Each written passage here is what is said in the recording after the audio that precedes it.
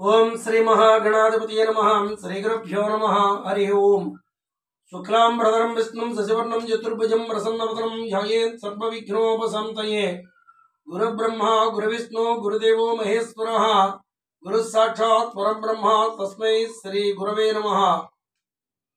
2025 సంవత్సరంలో రాశి ఫలాలు ధనస్సు రాశి వారికి ఎలా ఉందో తెలుసుకుందాం. కామనగా ఈ ధనస్సు రాశి అయినా ఇంకో రాశి అయినా ఈ గోచారం చెప్పేటప్పుడు ఉగాది నుంచి ఉగాది వరకు మాత్రమే చెప్పాలి. అలా కాకుండా ఇంగ్లీషు తారీఖుల ప్రకారంగా చెప్పాలంటే న్యూమరాలజీ ప్రకారంగా ఆధారంగా చెప్పాలి, సంఖ్యాశాస్త్ర ఆధారంగా చెప్పాలి. ఏం చేద్దంటే ఆదాయ వ్యయాలు రాజ్యపుత్యవమానాలు కూడా సంవత్సరాది నాడు ఉండబడేటువంటి చంద్రుణ్ణి ఆధారంగా చేసుకుని లెక్కలు కడతారు. అంచేత ఇప్పుడు లోక కాలమానాన్ని బట్టి కాలమానాన్ని బట్టి రాశి ఫలాలు చెప్పవలసి వస్తే మాత్రం సంఖ్యాశాస్త్ర ఆధారంగా చెప్పవలసి ఉంటుంది. అలా కాకుండా అది అంతేకాకుండా ఏ జాతకుడికైనా పూర్తిగా ఈ రాశి ఫలాల మీదే ఆధారపడి ఉండదు. వాడి పుట్టిన తారీఖు, టైము, ప్లేస్ ఆఫ్ బర్త్ని బట్టి జన్మకుండలు వేయించుకుని అనుభవజ్ఞుడి చేత జాతకం చూపెట్టుకోవాల్సి ఉంటుంది. ఏం చేతంటే ఆ జన్మకుండలలో ఉండేటువంటి ఫలితాలే 70% ఉంటుంది. అది చూసుకుని చేతనైన అస్ట్రాలజిస్ట్ దగ్గర మీరు స్వయంగా వెళ్ళి కానీ లేదా ఫోన్ ద్వారా స్వామి ఆ అస్ట్రాలజిస్ట్ని సంప్రదించి తెలుసుకోవాల్సి ఉంటుంది. అలా కాకుండా గోచారం ఒకటి అంటే ఇది 30% మాత్రమే ఉంటుంది. ఈ రెండు ఎలా ఉన్నాయని టాలీ వేసుకుని మనం చూసుకోవాల్సి ఉంటుంది. ఈ ధనుస్సు రాశి వారికి ఈ 2025 జనవరి నుంచి అసలు కామన్గా ఎలా ఏదైనా గ్రహచారం చెప్పేటప్పుడు గోచారం చెప్పేటప్పుడు ఈ సంవత్సర కాలంలో ఏవైనా గ్రహాలు మారినాయా అని మనం చూసుకోవాల్సి ఉంటుంది. ఈ సంవత్సర కాలంలో 2025లో రఫ్గా ఏప్రిల్ నెలాఖరు దగ్గరలో ఈ సంవత్సరం 4 గ్రహాలు మారుతున్నాయి. ఏమేంటాయా అంటే గురుడు, శని, రాహు ఎప్పుడైతే మారాడో రాహుకేతులు ఇద్దరు 180 degrees ఉంటారు కనుక రాహు ఏ క్షణంలో మారాడో కేతు కూడా అదే క్షణంలో మారుతాడు. అంచేత ఈ ధనుస్సు రాశి వారికి గురుడు ఇప్పుడు ప్రస్తుతం 6వ ఇంట్లో ఉన్నాడు. అంటే రోగస్థానం, రుణస్థానం, రణస్థానం అక్కడ ఉన్నాడు. అది గురుబలం. ఏప్రిల్ నెలాఖరు వరకు వీరికి గురుబలం లేదని చెప్పాలి. ఆ తర్వాత ఏప్రిల్ నెలాఖరు తర్వాత మారిన గురుడు 7వ ఇంట్లోకి వెళ్తాడు. ఆ మారిన గురుడు మంచివాడవుతాడు.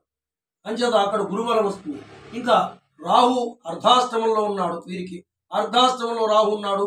ఈ అర్ధాష్టమ రాహు వల్ల పోయి ఏప్రిల్ నెలాగా మారి రాహు 3వ ఇంట్లోకి వెళ్తాడు. అంటే 3వ ఇంట్లో అపగ్రహం యోగిస్తాడు. రాహు మంచివాడే అవుతాడు. ఇప్పుడు ఆ ఏప్రిల్ నెలాఖరు రాహు మారేదాకా మంచివాడు కాదు. అంటే ఇప్పుడు ఏప్రిల్ నెలాఖరు వరకు గురుడు, రాహు మంచివారు కాదు. మారిన తర్వాత గురుడు, రాహు మంచివారు అవుతారు. ఇంకా ఈ ధనుస్సు రాశి వారికి శని కూడా మారుతున్నాడు కనుక ఈ శని గత 2.5 సంవత్సరాల నుంచి శని మంచివాడు. ఆ ఏళ్ళనాడు శని వెళ్ళిపోయి వెంటనే 3వ ఇంట్లోకి వచ్చాడు కనుక 2.5 సంవత్సరాల నుంచి శని యోగిస్తూనే ఉన్నాడు. ఇప్పుడు ఆ శని యోగించే శని ఈ ఏప్రిల్ లాగా మారి శని ఇప్పుడు ఏమవుతాడంటే అర్ధాష్టమ స్థానంలోకి వెళ్తాడు. అంటే గృహస్థానంలోకి వెళ్తాడు. ఈ గృహస్థానంలోకి వెళ్ళిన శని అర్ధాష్టమ శని మంచివాడు కాదు. ఇంకా కేతు ఒకటి మారుతాడు. కేతు 10వ ఇంట్లో ఉన్నాడు, 9వ ఇంట్లోకి వెళ్తాడు. వీళ్ళిద్దరూ రాహుకేతులు రివర్స్ తిరుగుతారు, వెనక్కి తిరుగుతారు కనుక 10వ ఇంట్లోంచి 9వ ఇంట్లోకి వస్తాడు. ఇంకా ఓవరాల్గా చూసినట్టయితే ఏప్రిల్ నెలాఖరు వరకు గురుబలం, రాహుబలం ఉంటుంది. గురుబలం, రాహుబలం ఏప్రిల్ నెలాఖరు వరకు ఉండదు. ఆ తర్వాత ఉంటుంది. ఇంకా వచ్చినప్పటికీ శని తర్వాత శని కూడా ఇప్పుడు శని మంచివాడు. ఏప్రిల్ నెలాఖరు తర్వాత శని మంచివాడు కాదు. అంచేత మనం ముందే చెప్పుకున్నాం. మనం జనవరి నుంచి చెప్పుకోవాలనుకున్నప్పుడు న్యూమరాలజీని బట్టి ఆధారంగా చేసుకోవాలని చెప్పుకున్నాం కనుక ఈ ధనుస్సు రాశి వారికి 3వ తారీఖు, 12వ తారీఖు, 21వ తారీఖుతో కూడిన గురువారం మంచిది. 3వ తారీఖు ఈ సంవత్సరం 3వ తారీఖు, 12వ తారీఖు, 21వ తారీఖుతో కూడిన గురువారం ఏదైనా మంచి పనులు ప్రారంభించుకోవడానికి, ఒక అప్లికేషన్ పెట్టుకోవడానికి, ఏదైనా వస్తువు కొనుక్కోవడానికి, అలాగా ఏదైనా శుభం నిర్ణయించుకోవడానికి 3, 12, 21వ తేదీన కూడిన గురువారం మంచిది. అదేవిధంగా వీరికి 6, 15, 24తో కూడిన శుక్రవారం అంత యోగించదు. ఆ ఆ రోజున కొంచెం ప్రాబ్లమ్స్ వస్తాయని భావించాలి కనుక ఏదైనా మంచి పని చేయాలంటే ఆ రోజున కాకుండా వేరే రోజుగా మారి చేసుకోండి. ఈ కాంబినేషన్లో వస్తే ఆ రోజున ప్రారంభించుకోవడానికి ధైర్యం చేయవద్దు. ఇంకా మనం ఓవరాల్గా చూసినట్టయితే ఇప్పుడు గురుబలం లేదు కనుక ఏప్రిల్ నెలాఖరు వరకు దైవారాధన ఏంటయ్యా అంటే గురుబలం లేదు కనుక కాస్త శనగలు నానబోసి ఆ గోసేవ ఆవుకు కానీ లేదా ఓ బాబా గుళ్ళో కానీ ఓ దత్తాత్రేయుల గుడిలో కానీ పంచుకోవడం గురువారం గురువారం ఏప్రిల్ నెలాఖరు వరకు మంచిది. ఇంకా తర్వాత వచ్చేటప్పటికి గురుబలం ఉంటుంది ఏప్రిల్ నెలాఖరు నుంచి. కానీ శని కుటుంబ గృహస్థానంలోకి వెళ్తాడు. గృహస్థానంలో అంటే గృహస్థానంలోకి వెళ్ళినప్పుడు ఆ కుటుంబ భార్యాభర్తల మధ్య పిల్ల తండ్రి కొడుకుల మధ్య విభేదాలు వచ్చే అవకాశం ఉంటుంది. ఆ శనేశ్వరుడి యొక్క అష్టోత్తరం చూసినట్టయితే దాంట్లో ఉంటుంది చూడండి. కళత్ర పుత్ర మిత్ర శత్రుత్వ కారకాయ నమః. అదో పెద్ద గొప్ప టైటిల్ ఆయనకి. ఏంటో కళత్ర పుత్ర మిత్ర శత్రుత్వ కారకాయ నమః అంటే మొగుడు పెళ్ళం పిల్లలు కొట్టుకునిలా చేసే సమర్థుడా. కొట్టుకునేలాగా ఇంట్లో కుటుంబంలో నలుగురు కొట్టుకునేలా చేయడంలో అంత గొప్పవాడా అంటే ఆయన అలాంటి పనులు చేస్తాడు శనేశ్వరుడు. అందుచేత మనం ఆ కుటుంబ కలహాలు రాకుండా జాగ్రత్తగా సంయమనంగా శాంతిగా ఓరంగా ఉండడం మంచిది. మనకి ఎవరైతే ధనస్సు రాస్తుందో వాళ్ళు శాంతంగా ఉండడం మంచిది. అదేవిధంగా కామన్గా దీనికి ఉపశమనంగా దీనికి ఆంజనేయ స్వామిని ఆరాధన చేసుకోవడం మంచిది.